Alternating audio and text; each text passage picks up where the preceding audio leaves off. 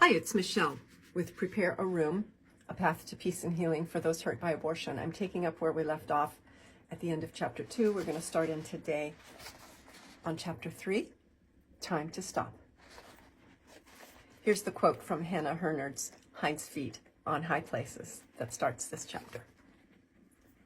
For hours, poor Much Afraid lay sleepless on her bed, too bruised in mind and body to rest in one position, but tossing and turning wearily from side to side until long after midnight. Somewhere at the back of her mind was a dreadful uneasiness, as though there was something she ought to remember, but was unable to do so. Now starting in with the chapter. Once when I was a young mother, I had to have a tooth extracted. During my recovery time, I began to sketch an imaginary character that popped into my mind and seemed to insist on coming to life.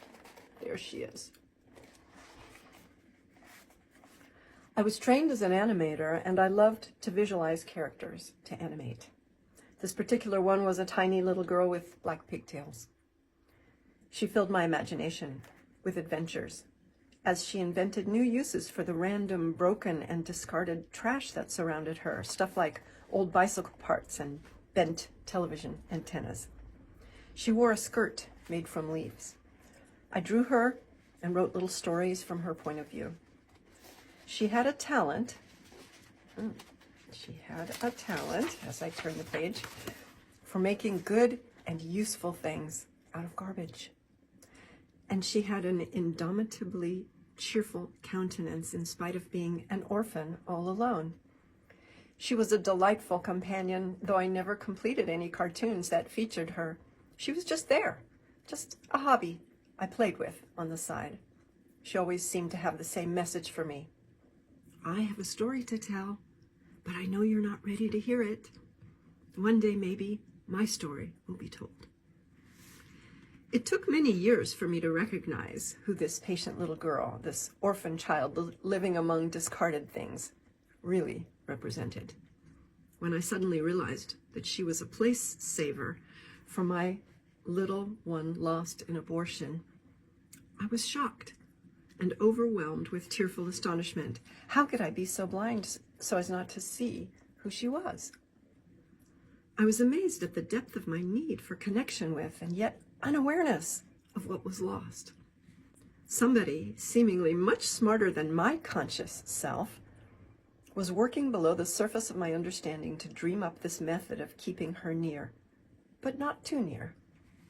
My little imaginary friend served to shield me from the horror of loss and was instead a comforting presence. She stood by me for years, and when I was ready to face it, even though it took a long time, she was right there with what seemed like forgiveness and acceptance that soothed my guilt. After all, she was practiced at turning broken stuff into good things. Some experiences are just too hurtful to face. We bury our hurts, but they have a way of popping back up. You've heard of post-traumatic stress syndrome, PTSD, occurs when a terrifying experience traumatizes a person, causing uncontrollable thoughts, nightmares, anxiety, and a host of other symptoms. The Mayo Clinic says post-traumatic stress disorder symptoms may start within 1 month of a traumatic event, but sometimes symptoms may not appear until years after the event. These symptoms cause significant problems in social or work situations and in relationships. They can also interfere with your ability to go about your normal daily tasks. And the footnote on that quote is that it's from the Mayo Clinic, mayoclinic.org. Psychologists have also identified a stress disorder unique to those traumatized by abortion. It is called post-abortion stress syndrome, or PASS.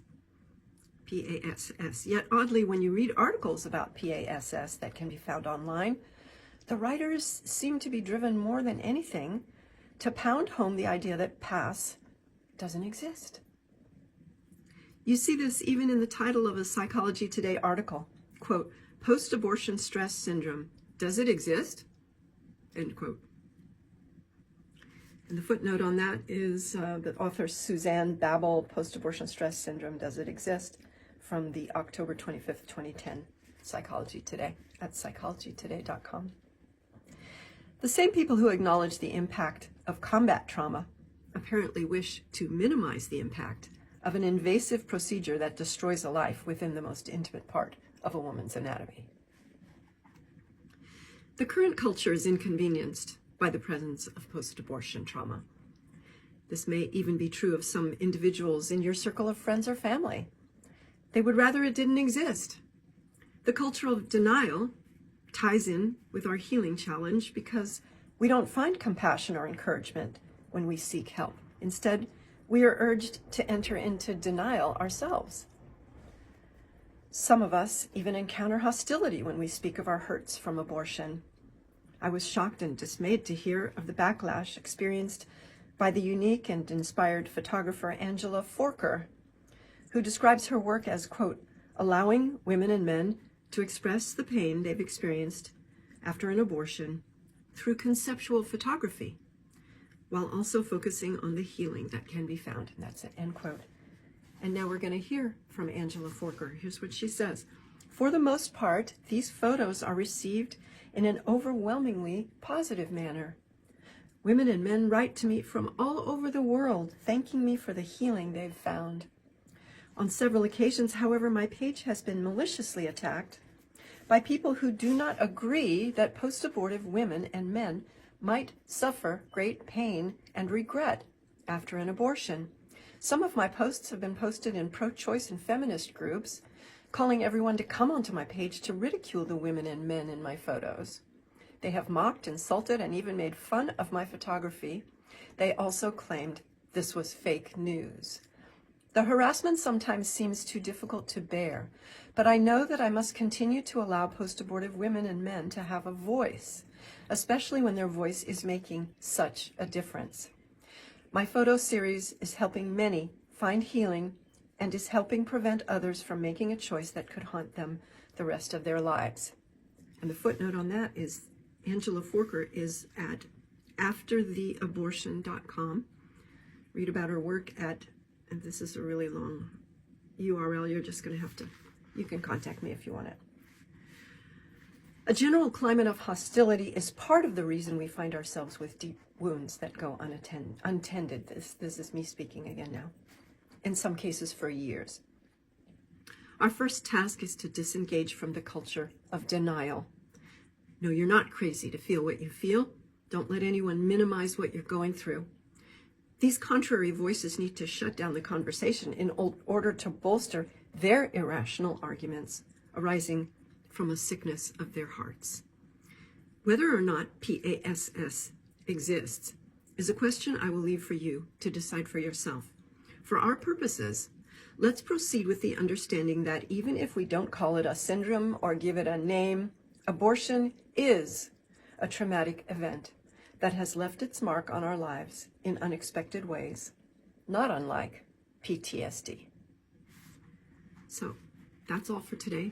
I'm going to continue with the next section in Chapter 3 the next time we get together. Thank you. Bye.